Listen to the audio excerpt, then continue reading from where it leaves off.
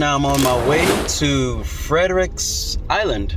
So I'm gonna go meet up with Frederick and check out what's going on over there. I'm gonna go interview Frederick. So let's go. All right, here we are. Finally made it. I believe that's him over there. And gonna get up on the boat, go see his island, and interview Mr.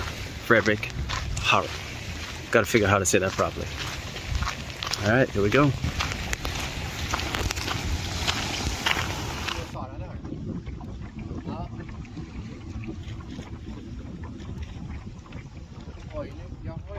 Jag gissar att Elaine har förberett middag för dem.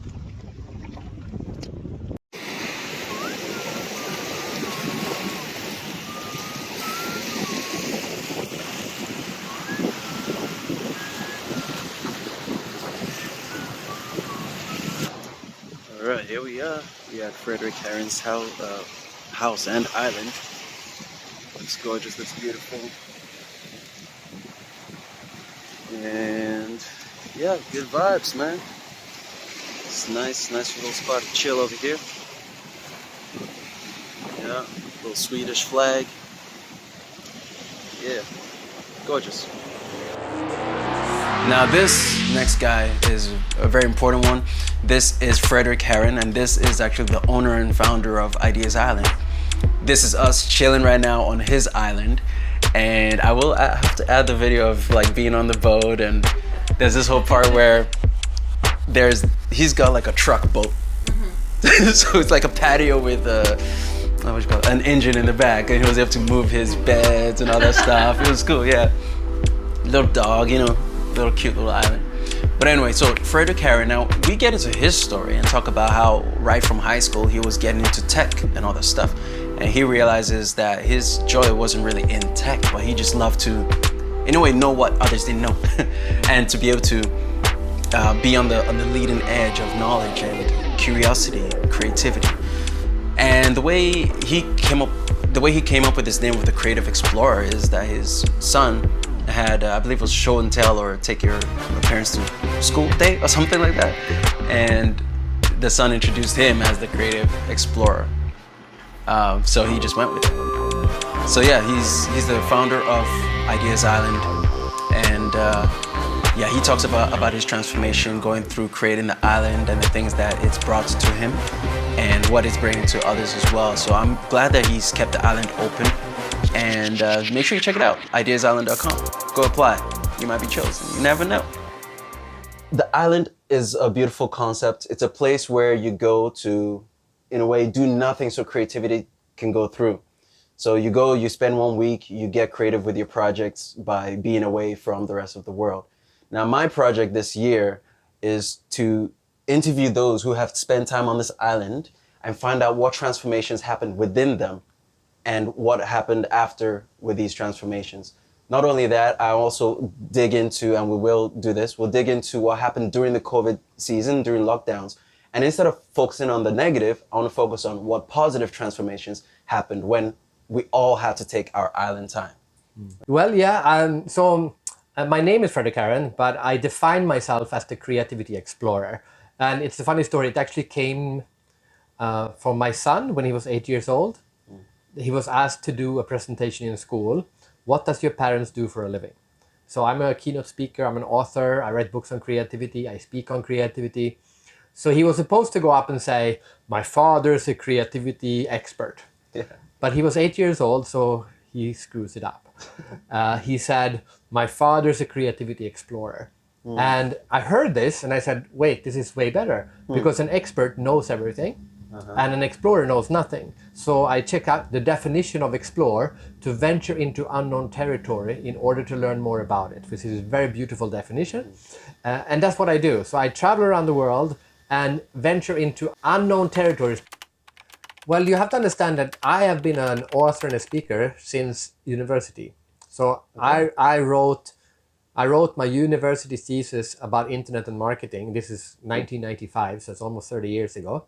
Yeah. And then I quit university because how old are you? I'm 34 in 2 weeks. You were born what year? 89. Yeah, there you go. Yeah. So So in 95, it's hard for you to understand, but there was no internet, and like no one knew what it was about. And I had studied internet for 10 weeks for my thesis. So suddenly, it would be like if I wrote my thesis about AI today or 2 years ago. So suddenly I knew something that no one else knew. So I was asked to speak about it. So straight out of uni, I was an internet expert.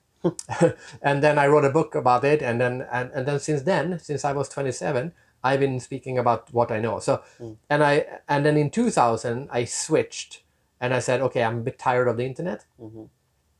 But what I realized is I never really liked the internet. I liked the fact that it was new. Like here comes something new, and no one knows anything about it. How are we going to use it? So in 2000 it wasn't new anymore, and then I lost interest. But so I said, okay, I'm going to study everything that's new. So I switched to creativity. So since 2000, that's what I've been doing. And then I moved to Singapore, and then a lot of things happened. But then I met Elaine, my wife, and we bought an island in the Philippines. And that we lived on for about two months per year. But it's a gorgeous, gorgeous, gorgeous island in the Philippines. And for 10 months per year, no one was there. Yeah. So I said to myself, what can we do with this island when we are not there? And the obvious answer is to rent it out. Right. But I didn't want to rent it out, because if I rented it out, it would feel like I visited a resort. So instead I said, well, why don't you just let people stay on it? So that was the first Ideas Island in the Philippines. Okay. So for 3 years, we built it because there was nothing on it. For 3 years, we built a beautiful bamboo house, huge bamboo house, and caretaker houses and toilets and electricity, all of that for 3 years. And then we started getting people to come. So we had artists, all kinds of people stay. Yeah. Sorry, just a side question. When you say we built, did you actually build, or did you hire people? Oh, no. I do not build stuff. I built this. But that's about it. Okay. That's what I can build. Right. No, we had a construction. We built it Filipino style. Okay. So bamboo house, nice. Huge one. And then we just started getting guests in, and then the biggest typhoon ever to hit the Philippines went straight, or like the eye of the storm literally went straight over our island. Oh, wow. Yeah. So for a few minutes, there was like no storm at all, and then it started again, and we had a bamboo house. Right. So after that, the only thing that was left, literally the only thing left was the toilet. So the toilet was just sticking out, and the rest was just the whole house just blew into the water. Wow. And then I said to myself, all right, so maybe not the Philippines. Right. And then I found this other island in Sweden. I said, well, Sweden, we don't have typhoons. It's easier. So I bought this other island, and said, I don't know exactly how many years ago, maybe 10 years ago. Then I think 8 years ago, we opened Ideas Island again, but this time in Sweden. Yeah. About 8 years ago. Yeah. By then I was older, right? So when I bought the island, I didn't get this feeling. But by then I was older. So then I was in my 40s. And then I started to realize what an island does to you. Because you are, the most important thing is that you're isolated. So you're isolated mentally, physically, but more important, mentally, from everyone else. And that it's the same thing that happened when I moved to China. You become yourself when you're on an island, because it's just you. And then, because it's an island, you're close to water. So that water is good for creativity. Okay, I'll go back to the reason we started Ideas Island in the Philippines was because I had this island that we were not using. But the reason I started create a concept of Ideas Island was because I was now in my 40s, and I knew what an island does to you. So because I've been going back to my island for now years. And to me, the most important thing is the isolation. Like you go to, it has to be a small island. It cannot be like, I don't know, Manhattan is not, that's not, it has to be small. It has to be only you on that island. Because when it's small enough so that you always see the water, and then only you on it, not another family or another, deserted island, just you on it. Because then you are isolated from the rest of the world, physically and mentally. And you start to say, okay, it's just me on this world. It's like a small planet. Sometimes I think of of planet Earth as the human island. Like planet Earth is a big island, Right. just us and then space around us. Yes. And to me, an island is like this. It's just me on this island, close to water, and I can just the rest of the world disappears. Even if you have internet, doesn't matter. And you just sit here and say, okay, who am I? What do I want to do? And it's perfect for creativity. Yes. Isolation is isolation, water, by yourself. I think it's because it brings you back to when you became you. You think about it. When do people have good ideas? When they are by themselves, when they are sleeping, when they are close to water, and when they are on a bus or an airplane, which means they're moving around. And when are we by ourselves in water, in darkness, and moving around? Well, it's the womb, right? So when we become is the first 9 months of our life, we are just isolated by ourselves in water, in darkness, and that's where our brain starts to work. So I think, in a way, metaphorically, an island is a physical womb. And you're just, especially at night, you sit on an island by yourself at night, and it's just you and your being, you and your ideas. For me, Ideas Island is, as you know, I'm a speaker. I travel around the world. I go to between 15 and 35 countries per year. I speak at conferences. There's people, there's like thousands of people, big stages, all of this is so much input, right? And input is great, but creativity is actually output. So I sometimes say, so inspiration, you know the word inspiration, literally is a medical term. It means to breathe in, okay? Inspire means to breathe in. Perspire means to breathe out. Right. So inspiration, and you die if you don't get inspiration, right? If you don't breathe in. Yeah. But if you only breathe in, you also die, technically. And a lot of people, they are like those, what are those called? Slidopreneurs, or like people like, they go on all the entrepreneur conferences, and they're constantly looking for, but they never do anything. Right. So, and that's what happening to me too. I was like always on the stages, always getting all this input of all these different people. But I said, wait, but if I'm gonna be able to create something, I just need to breathe out. So what I do on this island is that I breathe out. I don't do anything. I just sit here in my bubble, and I know, play with my dog, play with my kids, look at the water, don't do anything. And then I just let my subconscious combine all the things that I've seen, like to make that inspiration into oxygen, and then create something. Yeah. And that's why I created Ideas Island, so that people actually could take a week off and just feel how that is. Just pause and let the subconscious do its thing, because best ideas come from the subconscious. The subconscious is a very quiet little voice, and you will not hear it unless you shut up. Okay, so, well, first the negative. I'm a keynote speaker. So the first things, there's two things mostly affected: conferences and travel. Yes. So to travel the world to speak at conferences was not a good business model. Yeah. Right? Okay, we had virtual speeches, but I hated that. So so at that time I lived in Singapore. Singapore was one of the first countries outside China to understand there was a pandemic. Like, you remember had all those people dying in Italy? Yeah. A month before that, Singapore was already in COVID mode, because Singapore had SARS a few years back. So they knew the danger of this. So we had lockdown before most people in America knew what COVID even was. Okay. So I remember must have been March, maybe. Something March like 2020. Yeah. So March, maybe even February, but early March, I had a meeting with my wife, and we said, okay, my business is going to die for a couple of years, or however long this takes. But more importantly, what should be our COVID strategy? Because this is going to affect the whole world. Right. And at that time, you didn't know if you were going to die or whatever, right? So we said, this will be our strategy. Our kids, when they are our age, they will look back on their childhood, and they will say, COVID, that was the best part of my childhood. And then we said, okay, how are we going to do this? So we said, okay, well, I'm going to stop working. I'm just going to be stay-at-home dad with my kids. We're going to take the kids out of school, and we're going to homeschool them, because that means that if we're going to be locked, and we lived in a beautiful house, that helps in Singapore. Right. So okay, let's just have 1 year, 6 months, 2 years, whatever it takes, and just have family time for 2 years. So we did. And after 1.5 years, we moved back to this island. We spent 6 months on this island in the summer, and then 6 in the winter time in Singapore. So about 2.5 years, no, about 2 years, I spent homeschooling my kids. And if you ask the kids, you know, what do you think about COVID? They have almost zero negative aspects, only positive. I mean, they loved it. They had time with their parents. Yeah. Yeah. So that was a good strategy. That's great.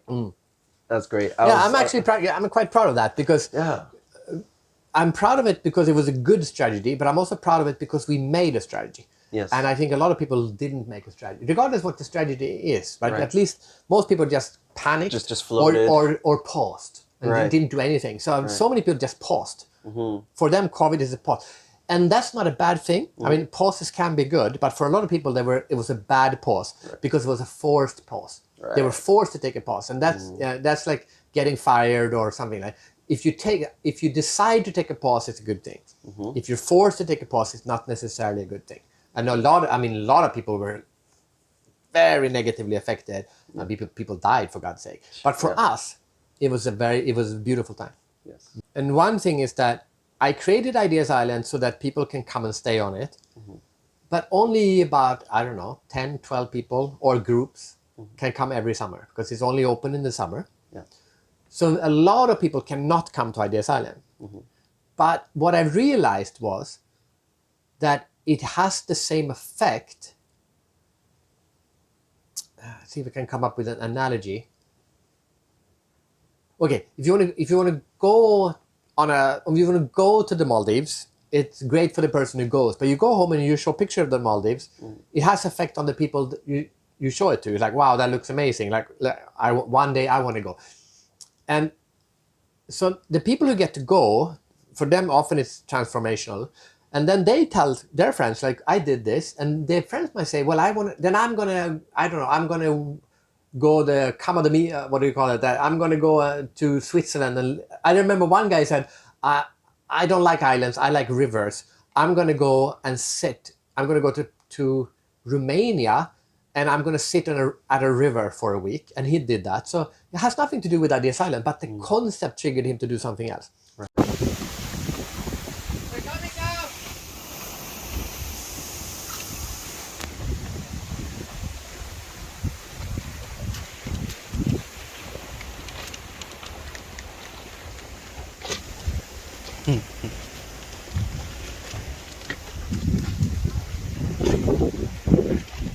Don't forget to do your stretches.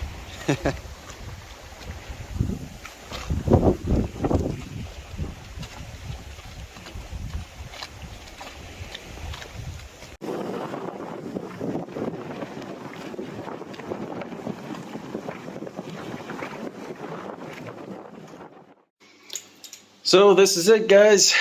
I am done here on Ideas Island.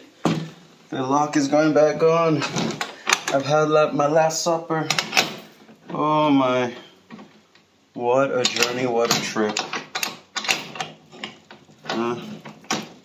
It's been so good.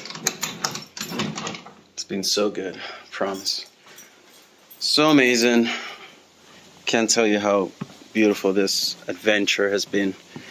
Coming out to the island, being able to go downtown when I want, meeting some beautiful people. And while I'm at it, I did say I want to share my story as many times as possible. I don't have too much time now, so maybe this will be even more concise. I gotta go meet a gentleman who I interviewed earlier. I'm gonna meet him in person because he is here, living in Sweden with his family. So we're gonna meet up. But I had so many island times from, let's see, back in 2018. That's when I came to Ideas Island the first time. And just before coming, I remember that there was a time when I was bartending. I got fired from my work. I didn't know why. They didn't give me any reason.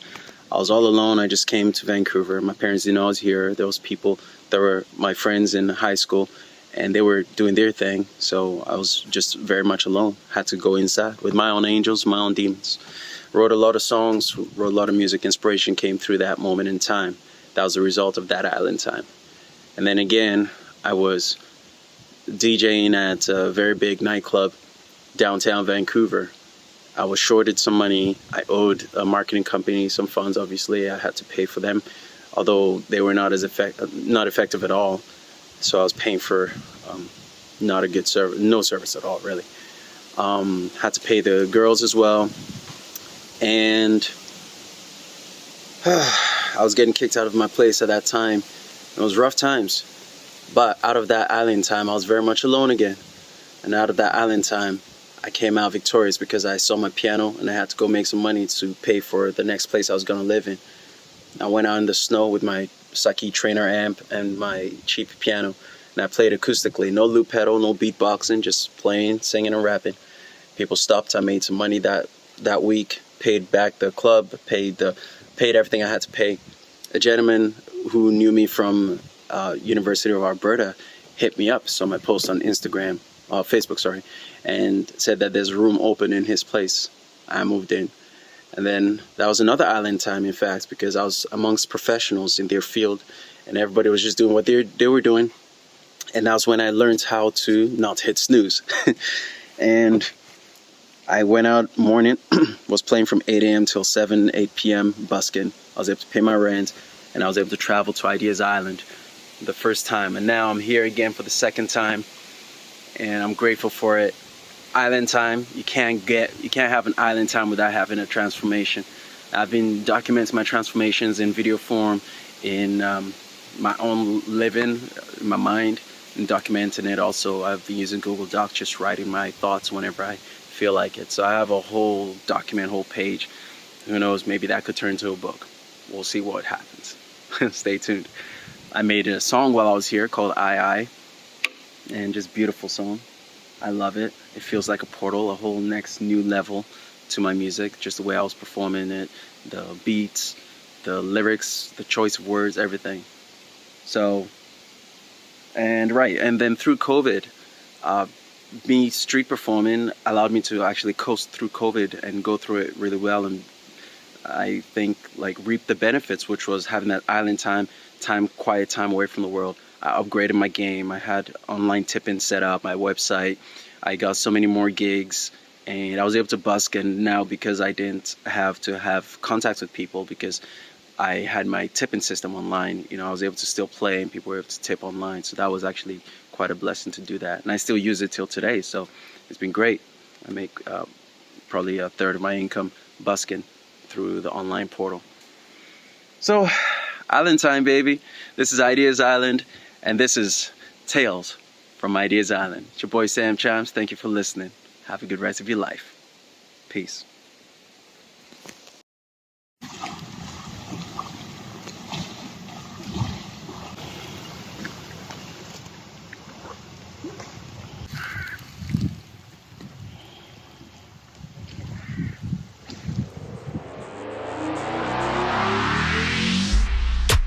All right, Stephanie Wild. She's a great one. So with Stephanie, right, so we talk about just before the pandemic, how her life was very much in the corporate world. I think she said she worked with Aritzia or something like that, but retail or something. I won't put words in her mouth. She'll explain it herself.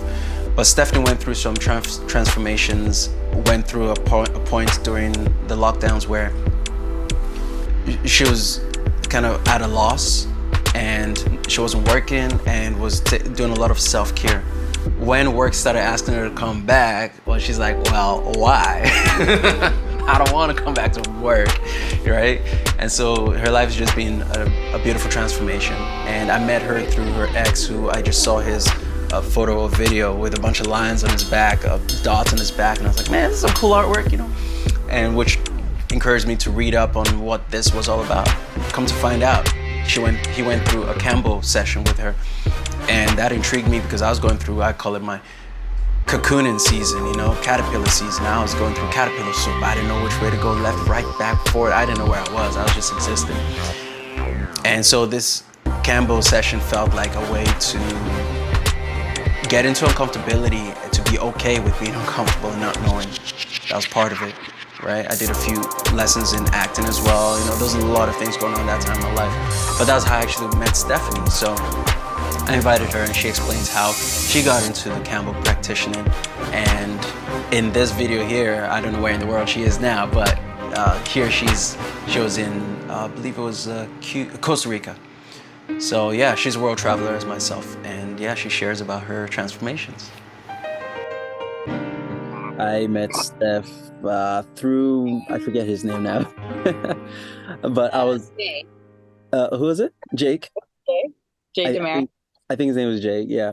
But I saw a post by a gentleman on Instagram, and I'm a street performer. I meet a lot of people, so I think I must have intersected with him at some point. But I saw his post, and I was like, "Oh, these are some cool designs on his back." And I read in a little bit more. I'm like, "Oh, wow, this is actually a little interesting," and it just got me intrigued. So Steph is a practitioner, a medicine healer in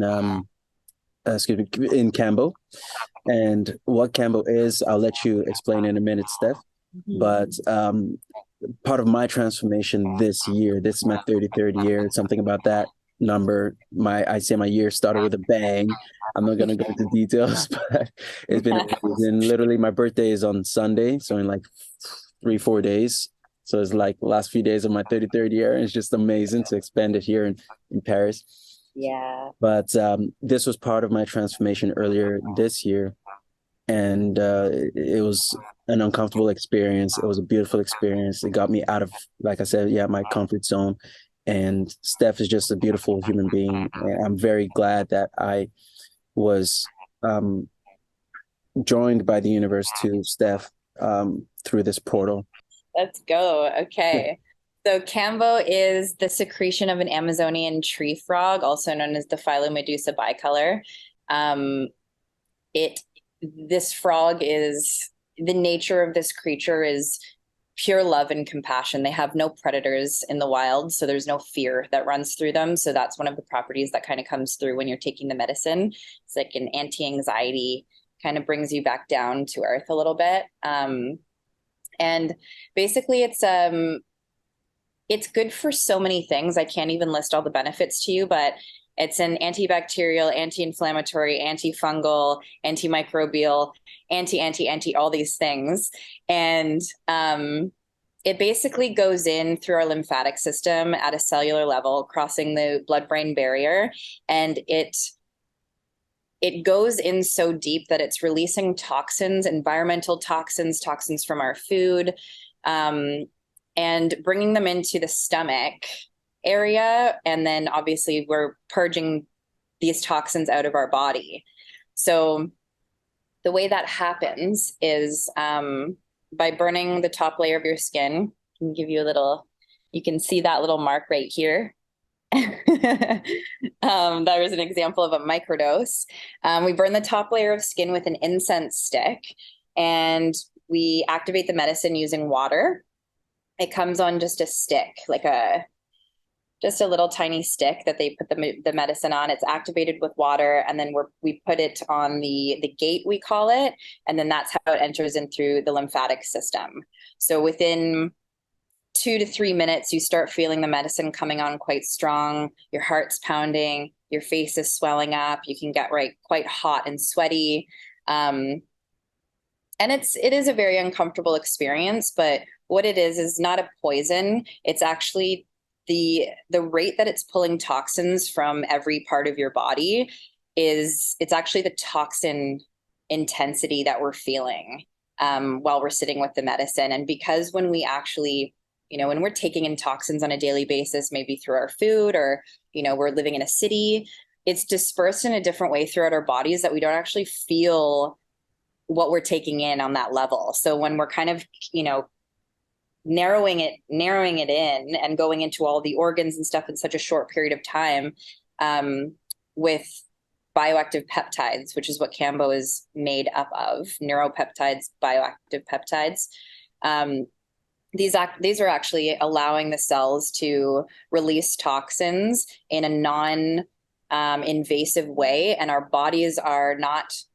It doesn't resonate as there's no red flags and alerts going off in our body, right? Because it's actually something that we produce naturally too. So when these toxins are drawn out of the body, our body is then functioning at an optimal level, and it activates healing in a faster way, be it from cancer, be it from IBS, digestion issues. It completely mind, body, spirit readjusts and realigns all of our energy bodies. So it's very beneficial on a physical level, on a spiritual level, emotional, mental, all of the bodies are affected in a really positive way by this medicine. And it's quite noticeable, as you know. So I have taken so much time away and done there's been a lot of island time for me because I tend to isolate and retreat when I'm in times of when there's, internal chaos or turmoil, that I'm going through. The first time I heard about Kambo was kind of after I had started with some medicine journeys with Iboga, and a friend of mine had mentioned Kambo to me, and I had never heard about it before. But she explained it in a way she had gone to the jungle and experienced this whole thing and how grounding it was for her, and it really resonated with me. So I ended up making an appointment and going through the process of it. Actually took me 4 or 5 months to end up sitting with the medicine because I kept getting things kept canceling on the way. Like I got the COVID vaccine, and which I can't believe happened. And it was more of a pressuring situation, and the no travel. It was a lot of points that influenced my decision to do that. And so I couldn't sit with Kambo directly after that. So these were moments where I was trying to go into the medicine and trying to use it for healing, and I kept getting blocked by the medicine. When we're not ready to sit with medicine, the spirit kind of realigns us and redirects us until we're ready, right? So having kind of struggled with a lot of, eating disorder, depression, anxiety, drug and alcohol addiction, loss of self, abusive relationships physically and emotionally, all of these things, this like repeat abuse on, with other people and ultimately with myself, and the self-sabotaging that I went through in that way. I had reached a point of my journey where I didn't know how to do any of this alone. And, having these medicines come through has been such a saving grace, knowing, of course, full well that it's all been within me this entire time. Having the guidance and teachings of these medicines from nature and from earth and the plants and the animals has been the most profound experience for me personally, because it's allowed me to just take the cover off of my head, my eyes for a little while, and be able to see a little bit more clearly to understand what was beneath all of it. Like sometimes we can't see through the fog, right? And these medicines really allow that. So when I finally did come to sit with Kambo, I knew from the very first moment I sat with this medicine that I was going to be working with it on a really deep level. And I did like deep dives with it, like constantly. I was like every month I was in there for like 3 sessions, like going for it. I did a series of warriors initiations, which are 3 treatments in one day, which is the most intense form you can do. And I sat with that. I did that a couple of times, and then I received the call to serve the medicine. So during those times of going in and out of all of these things, this was probably like a 3-year period where I was going like super heavy into, October, February, and June were kind of like the 3 times each year that I was going deep into these medicines. And I would be taking so much time off in my integration to do this. Meanwhile, having a job, meanwhile, being in a relationship and trying to be social and, somewhat be normal in this, while going through spiritual upgrades and mental breakdowns and all of these types of things also. So the island time was very challenging for me, living in a world where people were watching, and where people were maybe judging how I was operating and how much time I was taking for myself and how healthy or not healthy that was. And that was from family, that was from friends, that was from boyfriends, that was from everybody, And so I always had a lot of shame and guilt surrounding my island time, surrounding my time off, surrounding my isolation time, because where I felt that I spiritually needed to take a break and take time away from all of the hustle and the energies that were happening outside of myself to just integrate and experience the truth of who I am. There was like a lot of external pieces that were coming into that too, right? So it's been an interesting journey in that way. I don't feel bad about it anymore because I'm like, this time is for me. And it was self-love that kind of came in, that I was like, actually, if I need this time for myself, I empower myself to take that time, set a boundary, and to not feel bad about it, and to empower other people to do the same, because we live in such a world of intensity and overstimulation and overachieving, that we seem to think that 10 hours a day of work is normal, when the human body only wants to process 3 hours of work in 90-minute increments, and it's like, we're not designed for this at all. We're not designed to eat this way. We're not designed to feel this way, all of these things. So I think by honoring, this, maybe not so much as like the caveman aspect, but honoring where we come from and who we truly are. We haven't evolved that much since humans have been on the planet. It seems that we have that way, but in terms of like our actual biology, we still need to be in operation the way that we were, and we're not. It's just like every year, it's crazy, right? So I do, for anybody who's struggling with those things also, like, that isolation time is major growth, about being able to take time away from your day-to-day and spend time with yourself. There's also then on the other side of that, time to go out and be in community and call on other people for help and those things. And I think it's about having a really beautiful balance of both of those things, not fully isolating, but not distracting by being too social, right? COVID was the best thing that had ever happened to me. I think there's some people that can say that also. And then there's other people that it's the complete opposite. Absolutely. But I was in a job. I had been in the fashion industry for 20 years, like 17, 18 years at the time. And I was just dead inside. I was going back because it was all I knew, and I didn't have any other qualifications. And I moved back to Canada, and it was like I was in the rock bottom moments, and I was working at this company doing this job that I didn't love, that wasn't inspiring me anymore. And I remember thinking to myself on it was like March 10th or something. And I was like, I never want to walk in here ever again. I had enough. And so I went away for the weekend, and I came back, and COVID hit and everything shut down. And I was like, what? So it was your fault. No. Nice. Okay, great. From that moment forward, they were like, okay, we're going to keep your job title. We're going to keep your salary, and we're going to freeze it all. You're going to go on furlough, and we're going to continue to pay you. We're going to continue to pay, I think it was for the next 6 weeks or something, until we figure out what's happening. Mm-hmm. So I was getting a full paycheck at home, chilling, no one could do anything, but this was my life now. Yeah. So I was waking up every day, and I was doing yoga, and I was meditating, and I was creating, and I was doing things that I was like, I have been handed a golden ticket into life, I can get paid and not have to do this job that I dislike so much, Yeah. And through that time, it ended up being a couple of months, and then they stopped paying us and whatever. I started to get into web design and just freelance things that I had done in the past that started firing up, and then I got this, I did my taxes because I hadn't done them in 4 years, and I ended up getting 10 grand back. And I was just like, what? It was just, all this stuff was abundance, Yeah. I had done the 21 days of the Deepak Chopra 21 Days of Abundance challenge, which was so special at the time.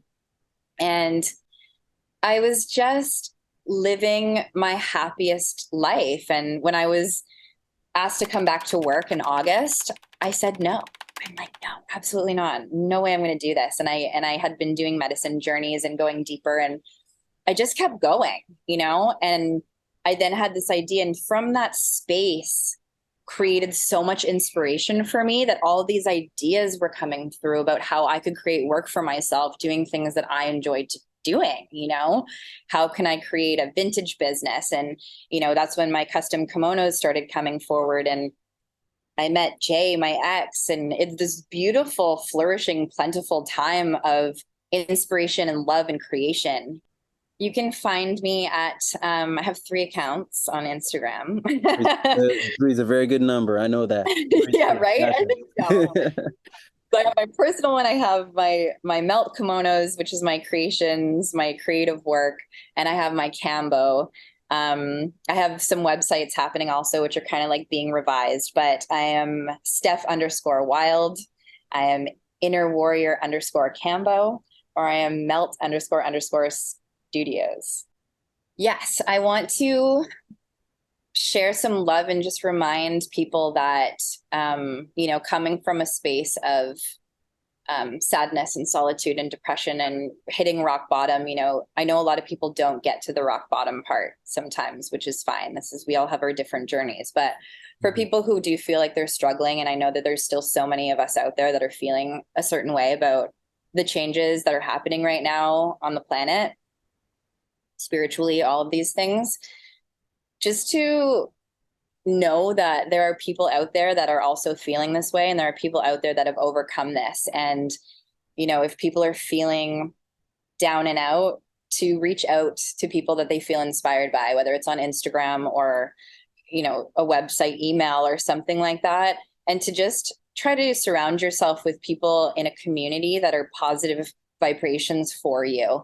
If you're hanging out with people that don't inspire you, that you don't love, that don't bring you into a space of creation and make you feel good about yourself, who are not in alignment with what you value in life or where you want to go, that it's okay to transition. And what's on the other side of these choices that are really challenging is the most beautiful freedom that you'll ever feel. And that although it's scary, it lives there. It does. This is how we grow, is through discomfort, and just to not be afraid, It's scary times out there, but yeah, courage and curiosity have taken me through the last couple of years specifically, on very, very deep levels. So I just want to share my love with everybody in that way too. Okay. For some reason, I'm dreading getting on and recording myself. This is weird to me. I perform every day. Anyway, I just decided to just do it. Enough said. I'm going to record some now. Let's do this. It's your boy Sam Chimes right here on Ideas Island. It's got to practice a little song. Yeah, it's your boy Sam Chimes recording live all the way from Ideas Island, Stockholm, Sweden. August 2023, let's go! Yeah, dropping jams down from heaven for the ears that need saving. Real talk, I don't lie. Didn't come with the crew, quietly doing what I do, though you see me everywhere. Outside, I'm on in a million here, vibes like a millionaire, cause I'm not your typical kind of guy.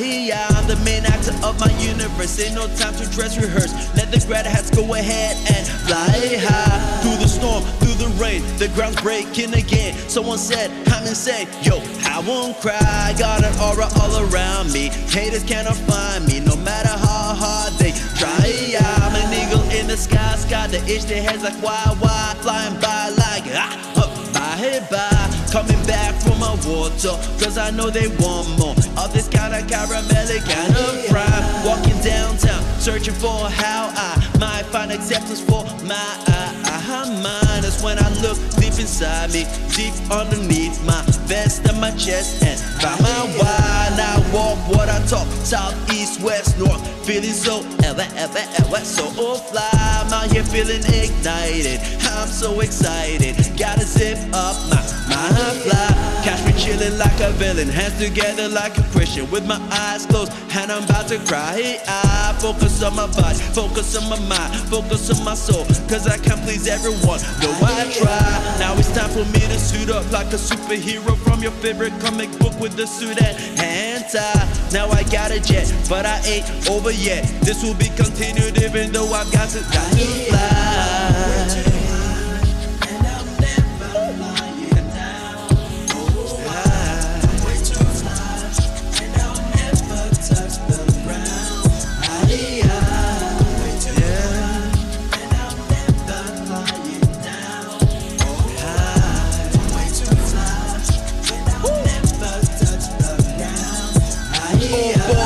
go again, riding on that train again, trading my thoughts all day like Can't told me keep your head up.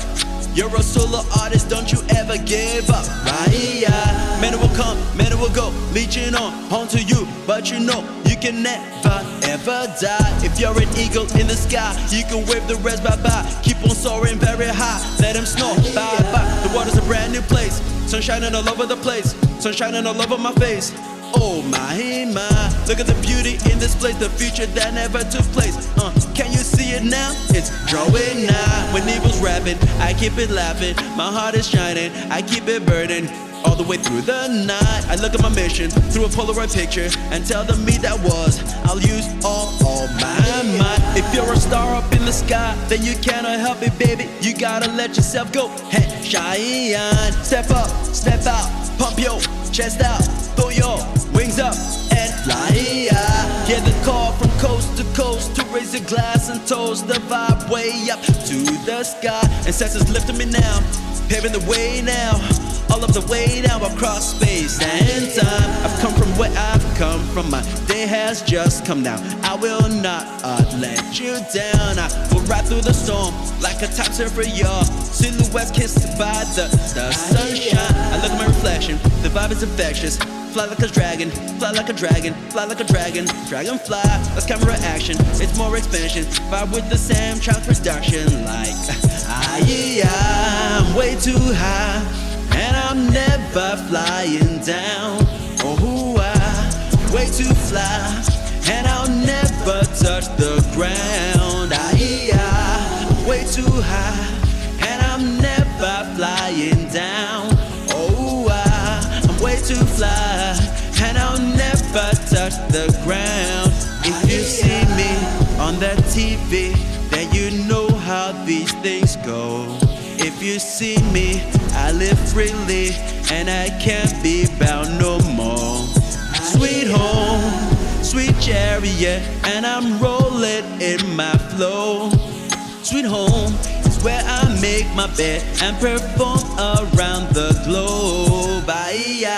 I'm way too high, and I'm never flying down. Oh, I'm way too fly, and I'll never touch the ground. I'm way too high, and I'm never flying down. No, I'm way too fly, and I'll never touch the ground.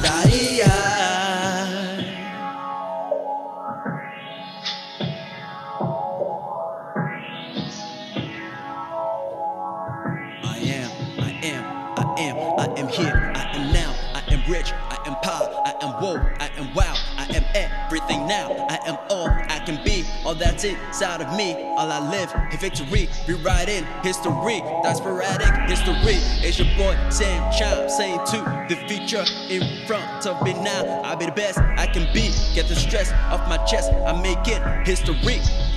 History, how can I best phrase this? How can I can't say this? How can I place this? How can I replay this without my chest jumping around like it's high?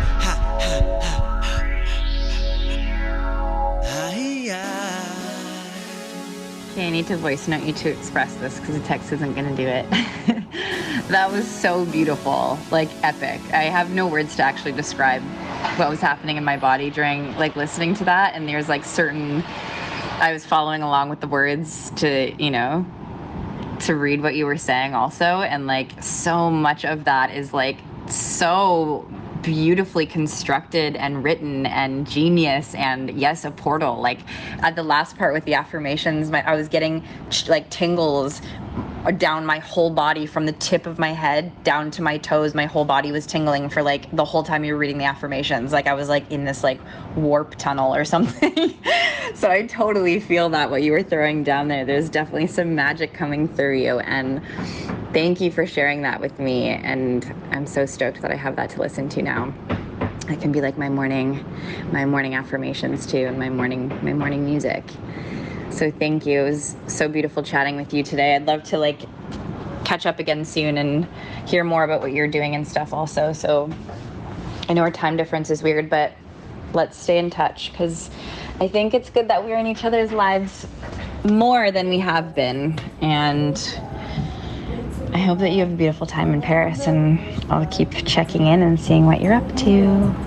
Way to fly, and I'll never touch the ground.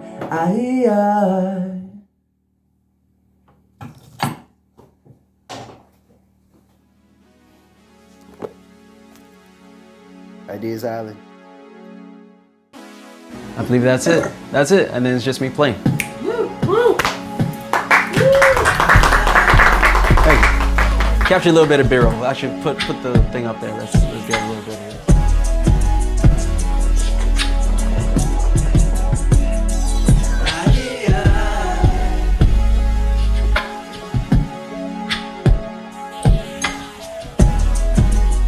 Yep.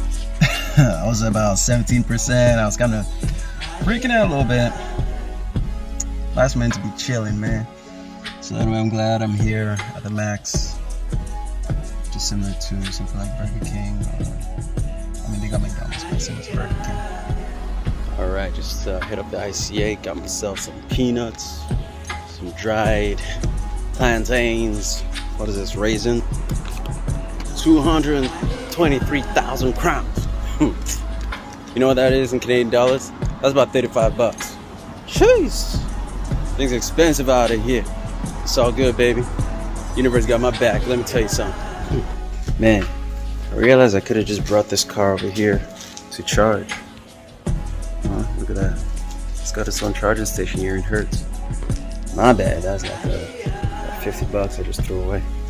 Anyway, so if you ever come to Sweden and you rent a car, it's a 100% electric car.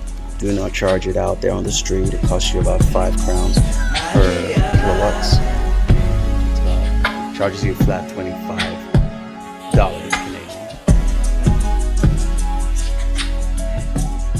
This takes time, but you can save 10 bucks, 15, 25 bucks. Just bring it back here, charge it up. All right, note to self, note to you.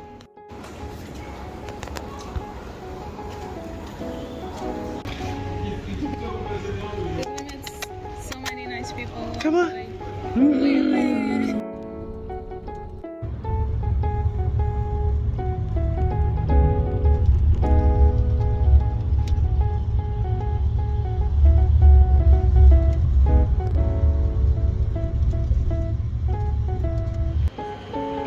we got the logo, man.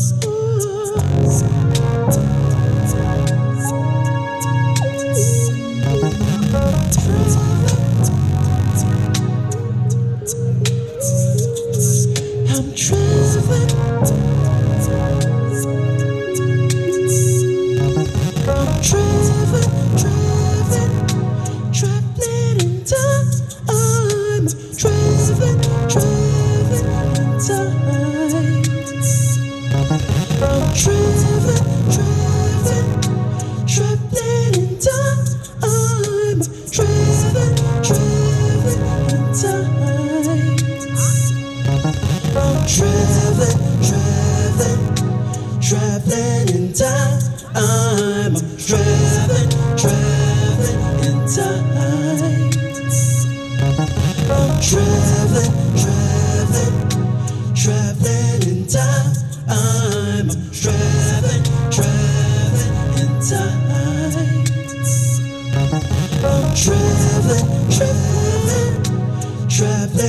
time. I'm traveling in time. Mellow travels where I wanna go. Mellow travels where I wanna be.